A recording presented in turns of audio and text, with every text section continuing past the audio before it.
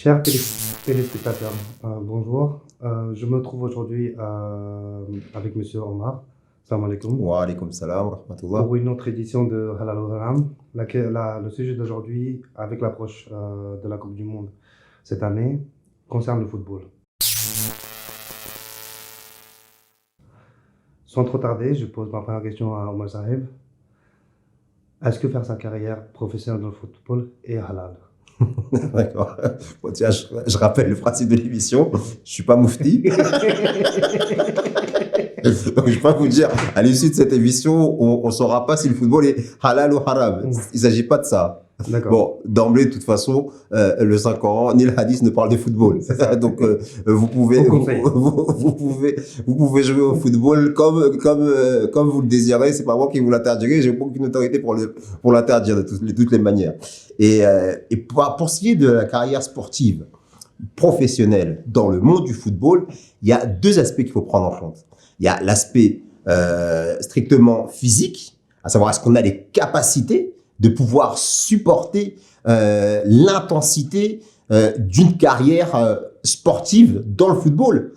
C'est quelque chose qu'il faut déjà régler comme problème, parce que c'est pas donné à tout le monde de pouvoir supporter l'intensité du milieu professionnel dans ce sport-là. Deuxièmement, est-ce que c'est pas dangereux de se fixer comme objectif de devenir un footballeur professionnel, sachant qu'il y a beaucoup de candidats, mais très peu d'élus, malheureusement. Donc, c'est sur ce terrain-là qu'il faut poser la question.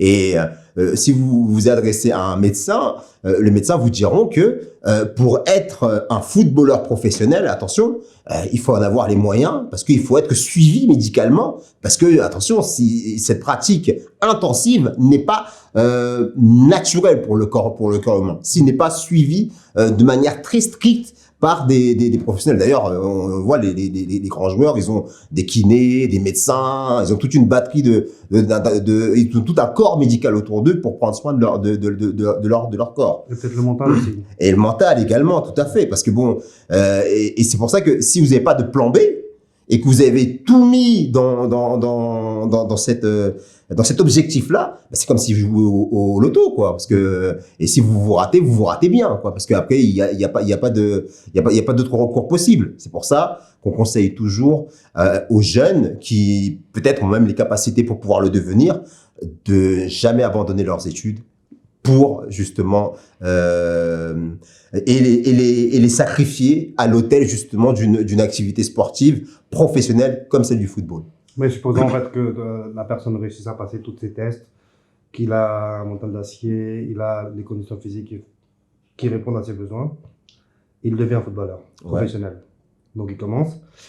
Et enfin, je sais pas, après moi je réfléchis plus dans l'aspect entourage. Ouais, le milieu du football. Le milieu du football par exemple, les personnes qui nous entourent, l'argent. Le type de vie en fait qu'on a une fois et dit souvent par exemple qu'on joue au loto et on devient millionnaire du jour au lendemain, pour le mental et pour la vie, enfin souvent ces personnes-là ont un problème, ont souvent un problème, donc ils sont suivis par des psychologues et tout ça. Donc quel est votre point de vue là-dessus? Là, c'est un très bon point, parce que c'est vrai que malheureusement il y a beaucoup de footballeurs qui ne réussissent pas leur après-carrière. Il y a des cas de personnes qui se retrouvent carrément sans le sou, parce que justement ils n'ont pas été préparés à toute cette vie. Parce que faut voir que la vie d'un footballeur, elle est très courte. Hein. On part à la retraite très tôt, à l'âge de 35, maximum 40 ans pour les gardiens de foot. Mais alors que c'est à ce moment-là où on est en plein dans la vie active, dans une carrière normale. Alors que dans le football, si vous avez vous arrêtez votre carrière à 35-40 ans, si vous n'avez pas été suffisamment intelligent et bien entouré pour pouvoir gérer les sommes colossales que vous avez amassées, eh bien c'est la banqueroute. Et malheureusement, il y a nombreux de cas dans ce sens-là, où c'est des personnes qui ont la belle vue pendant quelques temps, mais après, s'ils n'ont pas été suffisamment bien entourés, c'est la catastrophe. Donc c'est pour ça que quand on regarde ceux qui réussissent bien, c'est que souvent ils ont une famille qui est bien autour d'eux, qui est une famille qui est déjà dans le milieu. Souvent, c'est le cas. Ceux qui sont pris, sont en proie justement aux requins en fait. Bah finalement, ils se font exploiter et au bout du compte, ils n'y arrivent pas. Donc c'est pour ça que les personnes qui n'ont pas d'entourage stable et qui cherchent uniquement la poule aux œufs d'or, surtout les jeunes. Il faut qu'ils fassent attention à pas se laisser avoir par cette machine à rêve. Parce que c'est les médias, c'est les réseaux sociaux. On nous montre que l'aspect positif des choses, mais les gens doivent bien se renseigner. Et le musulman, c'est celui qui est dans la modération. Et donc, les frères, ils doivent faire attention à toujours se poser les bonnes questions, à toujours penser à avoir un plan B. Parce que le croyant, c'est celui qui est dans le Ihdina Sirata al-Mustaqim, dans la voie du juste milieu.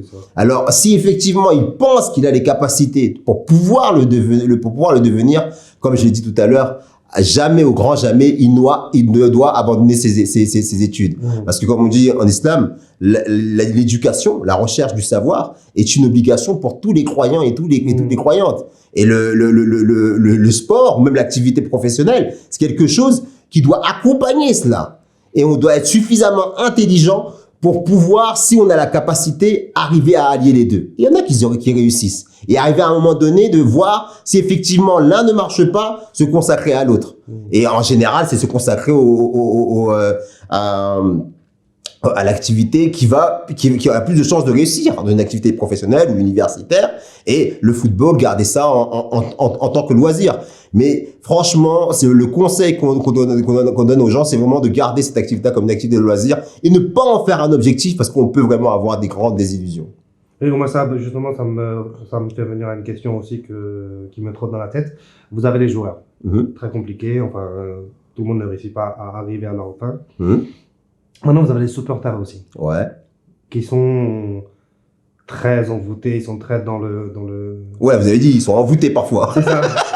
Et même moi, en fait, ça me dépasse, en fait, tout le spectacle et tout le truc qui se passe, en fait, l'amour, c'est même pas de l'amour qu'ils ont, c'est... Oh, on parle de fanatisme même. Pour le football. Ouais.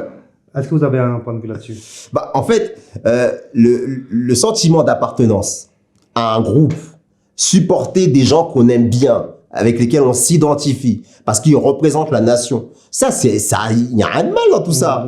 L'amour de la patrie fait partie de la foi. Et des fois, on projette son amour pour sa patrie dans une équipe de football. Et où, par exemple, au Pakistan, ça sera une équipe de cricket.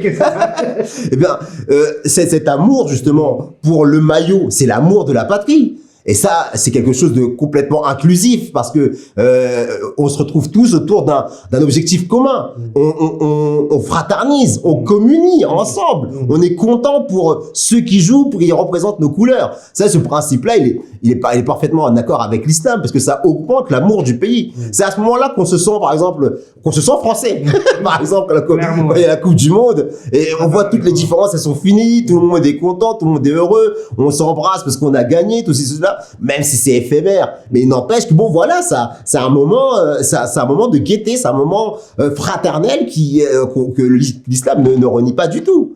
Par contre, à partir du moment où ça dépasse justement le cadre sportif, ça devient pathologique, on peut dire ça, parce que vous avez des supporters qui vont aller jusqu'à agresser d'autres supporters pour leur équipe. Là, on n'est plus dans on n'est plus dans l'amour de la patrie, on est dans le nationalisme, voire dans le racisme même. Et c'est le fanatisme. Dans le fanatisme, vous avez tous ces mots-là, hein, parce que dans le fanatisme, c'est l'extrême. Le racisme, c'est l'extrême. C'est l'extrême. C'est de l'extrémisme en fait. Et donc ça, c'est pas propre au fait d'être supporter. C'est propre à la nature humaine, parce que l'homme, dans toute chose, même dans la chose la plus neutre, la plus, on va dire, qui en apparence ne peut être source de problèmes, eh bien l'homme, de par sa nature, il trouvera des problèmes. Il l'utilisera de manière à ce que ce soit un problème. C'est comme le feu, c'est fait pour cuire des aliments, et ils vont prendre le feu pour brûler des gens. Et le sport, une équipe de football qui joue, qui représente vos couleurs et qui est censé tous vous réunir pour passer un bon moment ensemble, pour soutenir vos couleurs et manifester l'amour de votre pays, bah vous instrumentalisez justement cette belle cause-là pour exclure les autres. Ah, et là, on n'est pas ni dans l'esprit islamique, ni dans l'esprit sportif. Hein. Et justement, enfin, une question qui a peut-être plus de lien avec la religion. Comment ces joueurs, ou même ces supporters, en fait, pourraient allier la religion et leur passion? Eh bien, à partir du moment où on met chaque chose à sa place, c'est ça, Ihdina Siratal Mustaqim en islam, ça veut dire guide-nous sur le droit chemin, ça veut dire mettre les choses à leur bonne place. Et mettre les choses à leur bonne place, c'est ne pas donner une importance plus grande pour une activité qui est somme toute un loisir vis-à-vis d'une activité qui est nécessaire pour son bien-être, et à savoir la spiritualité dans le cadre de la religion. Et donc c'est ça qu'il faut qu'on soit supporter ou footballeur, c'est ça qu'on doit faire, c'est à ça qu'on doit faire attention. D'ailleurs, ceux qui réussissent, là je parle de footballeurs professionnels, vous avez des grands joueurs qui étaient des grands pratiquants, qui pratiquaient leur religion, qui faisaient même le jeûne du Ramadan, alors qu'ils avaient une activité professionnelle intense. Là, je parlais par exemple de Hakeem Olajuwon, qui était un joueur de basketball américain. C'était un des meilleurs pivots de tous les temps d'ailleurs, Hakeem Olajuwon. On dit même que parmi les seuls joueurs que Michael Jordan craignait dans le monde du basketball, il y avait Hakeem Olajuwon, et c'était Hakeem Olajuwon. Il l'a dit clairement, le seul joueur qui craignait, c'était lui. Il l'appelle l'Africain. Et c'était d'origine nigériane. Et c'était un musulman. Et on rapporte que cet homme-là, il jeûnait pendant la saison de la NBA. Et la saison NBA, vous savez, c'est un match tous les 2 jours. Et donc, sa spiritualité, sa religion, son commitment, on va dire son engagement dans sa pratique de foi, a été quelque chose qui a aidé son mental et qui a participé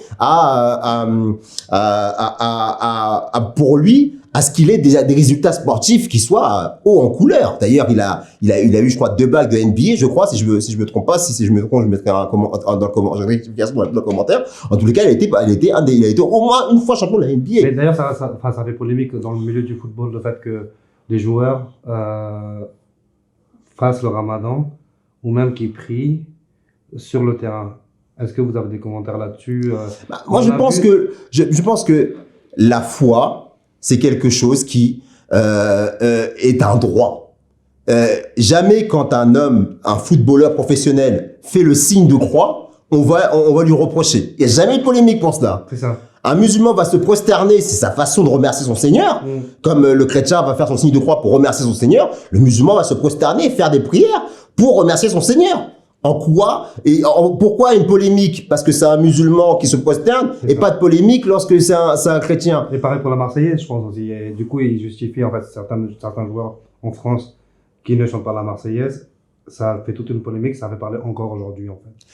Et justement parce que je crois le fait que les musulmans savent viser des non-musulmans qui ne chantent pas la Marseillaise.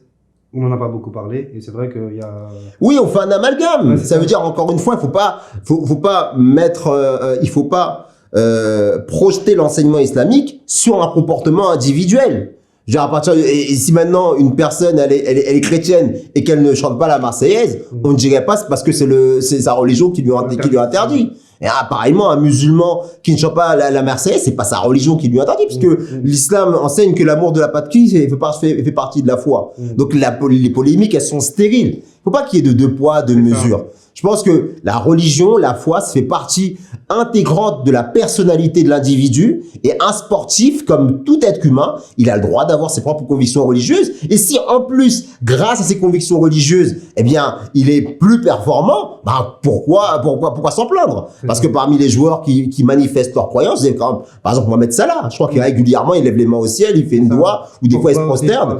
Et vous avez par exemple Giroud qui lui-même dit que sa foi en Christ, eh bien, l'aide beaucoup dans son parcours footballistique. Donc c'est sa foi. Il en parle, il est interviewé sur ça. Est-ce qu'on va polémiquer sur Giroud? Mais pourquoi on polémiquerait sur d'autres joueurs parce qu'ils sont musulmans? Non, je pense qu'il faut arrêter de tout mélanger. On est à partir du moment où ces joueurs-là sont performants, qui sont des bons footballeurs, quelle que soit leur religion, il ne devrait pas y avoir de polémique. C'est ça. Monsieur Omar, d'autres commentaires? Non, je pense que si vous avez d'autres questions, on peut continuer. Toutes les questions que j'avais, je les ai posées moi dans la tête. Mais si les téléspectateurs ont des questions, n'hésitez pas à écrire dans les commentaires et nous y tâcherons de répondre dans les autres séries d'émissions. On m'a recommande par exemple. Et je vous remercie pour votre temps et on se voit pour un prochain épisode de La Gloire. Jazakallah. Salam alaikum wa rahmatullahi wa barakatuh.